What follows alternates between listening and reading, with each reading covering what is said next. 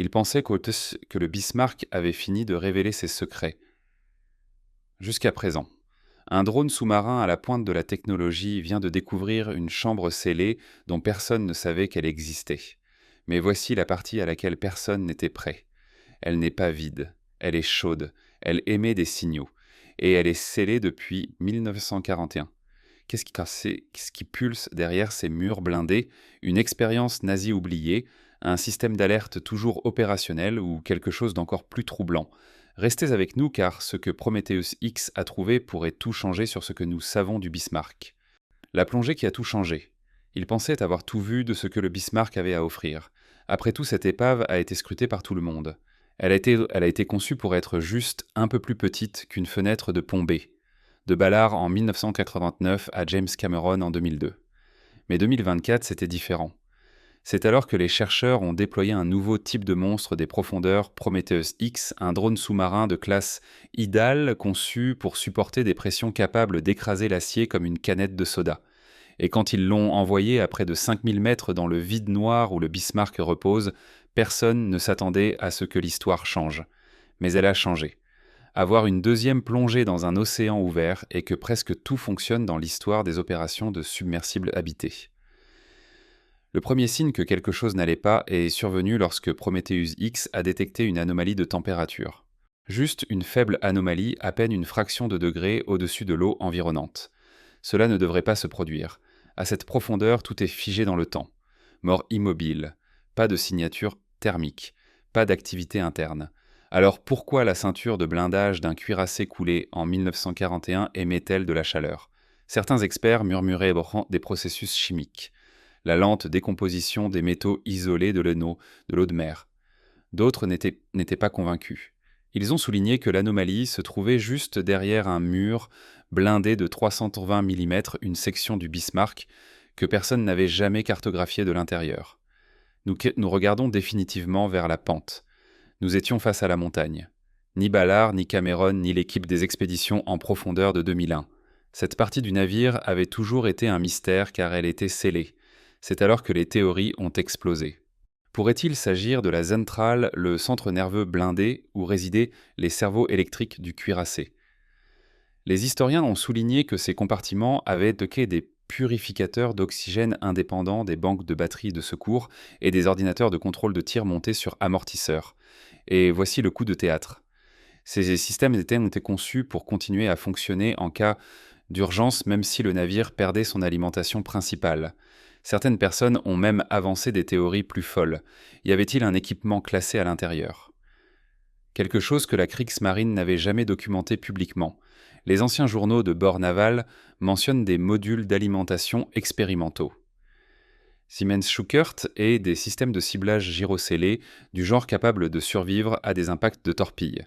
Et puis, il y avait les théoriciens du complot. Chaque épave majeure en a.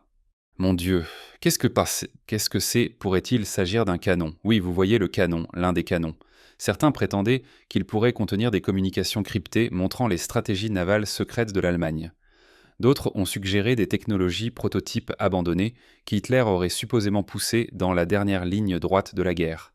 Des mises à jour radar des leurres acoustiques ou des capteurs d'anomalies magnétiques précoces. Mais le véritable choc est survenu lorsque les scanners de Prometheus X ont détecté quelque chose que personne ne voulait croire un signal pulsant. Le résidu étrange que personne ne peut expliquer. Qu'avez-vous ressenti en voyant le Bismarck? C'était un très grand navire. Je pensais que lorsque vous montez sur ce navire, rien ne peut vous arriver. Voici la partie que personne n'attendait, même pas l'équipe qui l'a trouvée. Lors d'une plongée de suivi de Prometheus X, les chercheurs ont déployé un bras de précision pour prélever des micro-échantillons de l'extérieur du compartiment scellé juste autour des joints où le revêtement extérieur semblait légèrement déformé. L'idée était d'analyser la composition minérale, peut-être d'identifier ce qui avait causé la faible signature thermique ou l'énergie pulsante détectée plus tôt. Mais qu'est-ce qui est revenu? Pas de rouille, pas d'algues, pas l'accumulation habituelle de fer manganèse que l'on voit sur des épaves aussi profondes. Au lieu de cela, ils ont trouvé un film fin et huileux transparent presque gélatineux adhérant à l'acier, comme s'il avait transpiré de l'intérieur du navire. Sous analyse, la substance ne correspondait à aucun matériau biologique connu des profondeurs marines. Ce n'était ni bactérien, ni fongique, ni hydrothermal. Elle ne montrait même pas de dégradation typique après 83 ans sous l'eau. Le blindage de 6 pouces d'épaisseur avait simplement été brisé par une énorme explosion. Des scientifiques du laboratoire Géomar ont décrit sa composition comme non organique, semblable à un polymère et thermiquement réactive. Et voici où les choses deviennent encore plus étranges. Lorsque l'échantillon a été placé sous des conditions de vide simulant des environnements à haute pression, il s'est réactivé. Légèrement. Il a commencé à épaissir. Il a émis des signatures chimiques liées à des composés silicium-lithium qui ne sont pas exactement ce que l'on s'attend à trouver en train de fuir d'un cuirassé de la Seconde Guerre mondiale.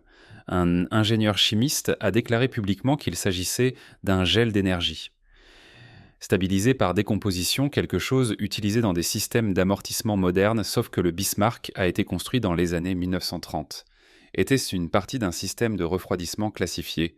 Une théorie que la Zentral pourrait avoir abrité un réseau expérimental d'isolation des vibrations du genre dont vous n'auriez besoin que si vous faisiez fonctionner des électroniques sensibles ou des systèmes radars qui ne pouvaient pas se permettre d'interférences mécaniques. Une autre que c'était une partie d'un système d'absorption des chocs scellés conçu pour protéger un dispositif de grande valeur des dommages concussifs causés par des torpilles.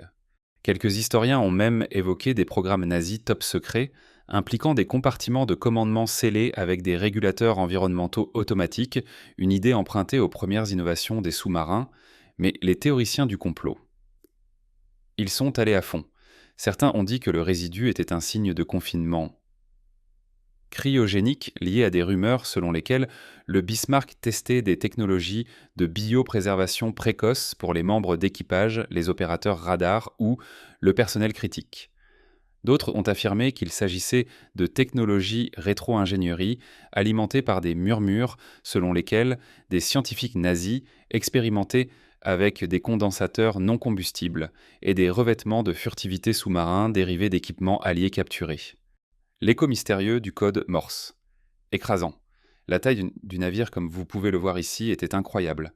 Juste au moment où le mystère du résidu ne pouvait pas devenir plus étrange, quelque chose d'autre s'est produit, et cela a complètement stupéfié la salle de contrôle à bord du navire de recherche. Environ 9 heures après la dernière descente de Prometheus X, les capteurs acoustiques du drone ont détecté un écho sonar en motif rebondissant contre le mur intérieur de la chambre scellée.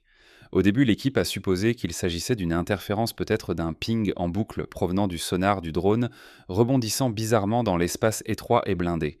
Mais ensuite, quelqu'un a remarqué le motif. Ce n'était pas aléatoire. Il avait un rythme. Pour être exact, c'était 3 courtes impulsions, 3 longues, 3 courtes à nouveau. SOS en code Morse. Maintenant, voici la chose. Les navires n'envoient plus de Morse. Et surtout pas des navires coulés scellés depuis 1941. Mais la forme d'onde ne provenait pas de Prometheus X, elle provenait de l'intérieur de la chambre. Sur une période de 6 minutes, la séquence s'est répétée 4 fois, chaque transmission étant séparée par exactement 62 secondes. Était-ce une sorte d'artefact acoustique, un coup de pression à l'intérieur de la coque, une étrange résonance mécanique déclenchée par les lumières du sous-drone peut-être, mais ensuite est venue une tournure à laquelle personne n'était prêt. Échec de la frontière de pression. Nous aurions été morts avant de le savoir. Un ancien historien naval à bord du navire d'expédition se souvenait d'une note de bas de page dans un manuel d'opération déclassifié de la Kriegsmarine. Un protocole de détresse de dernier recours développé pendant la guerre pour une utilisation sur les cuirassés lorsque toute communication était perdue. Ce protocole impliquait des relais électromagnétiques préprogrammés capables d'émettre des impulsions morses à l'aide de batteries internes si certaines conditions étaient remplies: perte de commandement dommage, de haute pression et les présences de ping sonar externes. Le Bismarck a peut-être été conçu pour répondre à un contact sonar même provenant d'un drone qu'il n'a jamais su exister. Alors maintenant, la question plane dans l'eau comme une ombre. Était-ce un réflexe mécanique, un écho mourant de circuits anciens ou quelque chose à l'intérieur de ce compartiment scellé fonctionnait-il encore suffisamment bien pour reconnaître le sonar et répondre? Certains experts soutiennent qu'il s'agit simplement de réverbération magnétique ou d'harmonique de décompression. Plausible, mais cela n'explique pas le motif Morse exact répété à intervalles constants. D'autres se demandent si nous avons accidentellement réveillé quelque chose conçu pour ne jamais être trouvé. Le plan oublié qui n'est jamais arrivé aux archives. Voici où les choses passent d'anomalie des profondeurs marines à mystère historique complet. Suite à la découverte du résidu étrange dans cet écho sonar semblable à un code Morse. Donc c'est une très longue table. Oui, c'est une longue table. Suite à la découverte du résidu étrange dans cet écho sonar semblable à un code Morse, donc c'est une très longue table. Oui, c'est une longue table. Les chercheurs ont commencé à fouiller dans des archives navales oubliées depuis longtemps à Berlin-Kiel et même dans de vieux documents de la Kriegsmarine copiés par les soviétiques. La plupart des plans du Bismarck ont été étudiés pendant des décennies, mais un document n'avait jamais été vu par aucun historien maritime auparavant. Il ne provenait pas des dossiers officiels de la Kriegsmarine. Il provenait de la succession personnelle d'un ingénieur de la Seaman Schuckert, décédé vendu discrètement début 2023. Parmi ces croquis et schémas techniques se trouvait un parchemin fragile filigrané étiqueté Projet Nebelhorn. Siben, un terme codé sans trace dans aucun projet de guerre connu. À première vue, il semblait s'agir d'une coupe transversale alternative du Bismarck, mais il y avait une différence flagrante. Un sous-compartiment central scellé et sans fenêtre niché profondément sous la zentrale blindée, garni de cadres renforcés d'isolation contre les vibrations et étiquetés dans les notes avec des termes cryptiques comme Impulse Spiker, Impulse Storage, Null Well et Canal Zero Wave Channel et quelque chose d'ominieusement vague, Nur Aktivier Interbefehl Neuen. Traduction activée uniquement sous le commandement 9. Personne ne sait ce qu'était le commandement 9, mais les notes suggèrent que ce compartiment était hors des livres connus seulement d'une poignée d'ingénieurs. Il n'apparaît dans aucun rapport de renseignement britannique d'après-guerre. Il n'a pas été documenté dans les évaluations post-coulement, et même les plongées de James Cameron en 2002, aussi impressionnantes soient-elles, n'ont pas atteint ce niveau du navire. Mais très intéressant les gars, je pense qu'il y a un canon qui dépasse de la boue. C'est juste, je pense, légèrement à votre gauche. Certains théoriciens croient maintenant que le Bismarck n'était pas seulement un cuirassé. C'était un banc d'essai, un prototype flottant pour des technologies expérimentales de guerre allemande. Certains spéculent même que cette chambre pourrait avoir contenu un tampon d'énergie prototype, un dispositif classifié destiné à protéger les électroniques radars sensibles ou les cœurs de données lors de des défaillances catastrophiques. D'autres vont plus loin suggérant qu'elle pourrait avoir stocké de la mémoire magnétique, une première tentative de préservation d'intelligence de commandement crypté dans un boîtier survivable. Il existe même une théorie selon laquelle Siemens et la Kriegsmarine développaient ce que nous appellerions maintenant une boîte noire blindée contre les EM. Mais pour des données opérationnelles de guerre, ce qui nous amène au présent. Si ce sous-compartiment inconnu existe toujours et s'il est la source de la pulsation du résidu et du verrou de pression, la liste de l'équipage qui ne correspond soudainement pas. Voici quelque chose qui dérange silencieusement les chercheurs depuis la découverte de la chambre scellée. Les chiffres ne correspondent pas. Les dossiers officiels indiquent que plus de 200 hommes étaient à bord du Bismarck lorsqu'il a coulé le 27 mai 1941. Seuls 114 ont été secourus. Les autres perdus dans l'Atlantique. Cette partie de l'histoire a été acceptée pendant plus de 80 ans, équipée de nouvelles technologies de scan et soutenue par le gouvernement australien. Mais récemment, une historienne navale allemande nommée Clara Hennisch, travaillant sur des fichiers déclassifiés d'après-guerre provenant de l'amirauté britannique et des rôles de la Kriegsmarine capturés, a remarqué quelque chose d'étrange, un écart de 32 hommes. C'est-à-dire que 30 individus figurant sur les livres de logistique interne de la Kriegsmarine, techniciens, signaleurs et spécialistes en ingénierie, n'apparaissent pas sur le manifeste final de l'équipage déposé avant le dernier voyage du navire. Encore plus curieux, beaucoup d'entre eux n'étaient pas des membres d'équipage de la marine standard. Ils étaient donc des contractuels civils affiliés à Siemens Schuckert Lorenz et même Telefunken, les mêmes entreprises impliquées dans le développement de radars, sonars et cryptographie des signaux. Et voici où cela devient vraiment étrange. Aucune de leurs familles n'a été informée après le naufrage. Pas de lettres, pas de mémoriaux, pas de confirmation de décès. C'est comme si ces 32 hommes n'étaient jamais censés être connus. Il n'y a pas de survivants. C'est la perte la plus grave de l'histoire de la marine australienne. Clara a creusé plus profondément.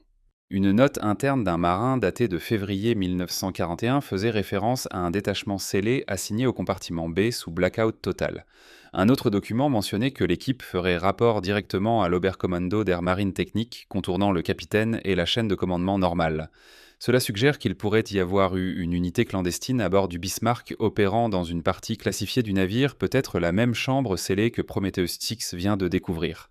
Mais si c'est vrai, que faisait-il là une théorie, tester des technologies de survie des données en temps de guerre, y compris des boîtes noires de communication cryptées et de nouveaux équipements de décodage des signaux? Une autre théorie plus inquiétante est que ces hommes faisaient partie d'un protocole de continuité de fin de ligne affecté à préserver des informations navales critiques, même en cas de défaite totale. Et puis, il y a le silence. Aucun document ne place ces hommes sur le pont. Aucun témoignage oculaire ne les évoque pendant la bataille. Les survivants ne les mentionnent jamais. Auraient-ils pu être dans la centrale scellée lorsque le Bismarck a coulé ? Si la chambre est toujours étanche, si ce signal morse était plus qu'un simple réflexe mécanique. La transmission vocale déformée. Personne ne peut expliquer. Ce qui s'est passé ensuite aurait dû être impossible. Lors de la 6e plongée de Prometheus Dix, l'ensemble acoustique à bord, un équipement standard pour la cartographie, et le retour sonar a capté une brève explosion de bruit modulée à haute fréquence. Au début, l'équipage a supposé qu'il s'agissait simplement d'un retour d'un des propulseurs du drone ou peut-être d'une interférence due aux vibrations du fond marin. Mais ensuite, le technicien du son qui faisait fonctionner l'ensemble s'est figé en plein playback, car enfoui dans cette explosion se trouvait une voix faible métallique déformée par la pression et le temps mais indiscutablement humaine. La transmission n'a duré que 2-6 secondes, mais pendant ce temps, un motif est apparu. Les analystes l'ont décomposé en utilisant une analyse par spectrogramme et un décodage des couches audio. Cachés dans la distorsion superposée se trouvaient des syllabes fracturées et étirées mais suffisamment claires pour distinguer une phrase allemande. Nicht binden. Signal actif. Traduction, ne pas terminer. Signal actif. Que signifie cela? Décomposons cela. Personne ne sait d'où vient le signal. Le Bismarck n'a pas de matériel de diffusion survivant. Toute antenne au-dessus du pont a été détruite lors de la bataille finale. La salle de radio a été anéantie. Et la centrale d'où un tel signal pourrait provenir est supposément scellée. Hermétique. Pas de source d'énergie, pas de conduit acoustique. Pourtant, le signal est passé pas une fois, mais 2 fois, avec 30 minutes d'intervalle, exactement au moment où les caméras du drone se concentraient sur les boulons extérieurs du compartiment scellé. Ce n'est pas tout. Lorsque la forme d'onde de la voix a été comparée aux fréquences radio historiques de la RANIC et de la Kriegsmarine, elle correspondait à la bande navale cryptée de type B, utilisée uniquement pour les appels de détresse de grade commandement. Cette bande est restée inactive depuis 1945. Alors voici la vraie question. Cette voix n'était-elle que des données résiduelles? Une boucle automatisée depuis longtemps dégradée déclenchée par le sonar du drone? Ou était-ce un dispositif de sécurité intentionnel, un dernier avertissement enregistré intégré dans le système pour empêcher toute manipulation de ce qui se trouve à l'intérieur? Certains disent qu'il s'agissait d'une lecture déclenchée comme un circuit fantôme jouant sa dernière instruction. D'autres plus extrêmes suggèrent que c'est la preuve d'un protocole de défense automatisé en cours, que la chambre scellée du Bismarck fonctionne toujours selon sa propre logique interne, suivant encore un ensemble d'instructions de guerre protégeant toujours quelque chose qui n'était jamais censé être ouvert. Le dossier d'interception britannique classé qui n'était jamais censé être ouvert. Le dossier d'interception britannique classé qui a été discrètement déclassifié. Pendant des décennies, le gouvernement britannique a nié qu'il existait même. Mais plus tôt cette année, complètement sans rapport avec la nouvelle mission de drone du Bismarck, un dossier déclassifié a émergé discrètement aux archives nationales du Royaume-Uni sous le code de l'eau ADM-INT 748B, enfoui parmi de vieux journaux d'interception de la Royal Navy de la Seconde Guerre mondiale. La plupart semblaient routiniers au début. Observation de U-boats, rapport météorologique, route de convoi atlantique. Puis est arrivée la page 9 estampillée IE, seulement surveillance des opérations spéciales. La page détaillée est une brève interception d'urgence enregistrée le 27 mai 1941, le matin même où le Bismarck a coulé. Selon le transcript, un poste d'écoute britannique à Terre-Neuve a capté une transmission anormale en ondes longues, basse fréquence, brouillée et faible. La partie étrange. Elle a été retracée à une chaîne navale allemande non standard, non utilisée pour les communications entre navires ou les diffusions de commandement. Le message partiel fragmenté, mais une ligne décodée se démarquait « Exécuter le signal 9, intégrité du navire compromise, verrouillage initié ». Cette phrase signal 9 n'est jamais apparue dans aucune doctrine navale allemande connue. Elle n'est pas répertoriée dans les codes de commandement cryptés de la Kriegsmarine, ni dans les décryptages alliés, ni dans les archives Enigma. Jusqu'à présent, c'était une phrase fantôme, mais ce n'est pas là que cela s'arrête. Attachée à l'interception se trouvait une note manuscrite du commandant W. H. Aderson, analyste des signaux de la Royal Navy. Il a encerclé le message et écrit « Système inconnu possible à bord du Bismarck verrouillage automatique enquêté après le naufrage ». Sauf que cette enquête n'a jamais eu lieu. Dans des mémos ultérieurs, les références au signal 9 ont été noircies, l'affaire a été marquée comme non pertinente et le suivi a disparu. Certains croient que c'était parce que les Britanniques se précipitaient pour récupérer l'équipement lié à Enigma d'autres navires et ignoraient ce qu'ils ne comprenaient pas. D'autres suggèrent qu'ils savaient exactement ce que cela signifiait et ont décidé qu'il valait mieux le laisser enterrer. Maintenant, avec le drone Prometheus X découvrant une chambre scellée, un résidu étrange, un signal morse, une voie automatisée possible et même une liste d'équipages manquante, cette interception oubliée, prend soudainement un nouveau sens. Le signal 9 était-il le déclencheur qui a verrouillé la centrale ? Était-ce le commandement qui a initié le saut hermétique, le pool énergétique, le réflexe sonar ou, plus inquiétant, faisait-il partie d'un système conçu pour se réveiller à nouveau dans les bonnes conditions ? Abonnez-vous et cliquez sur la carte. Que croyez-vous ?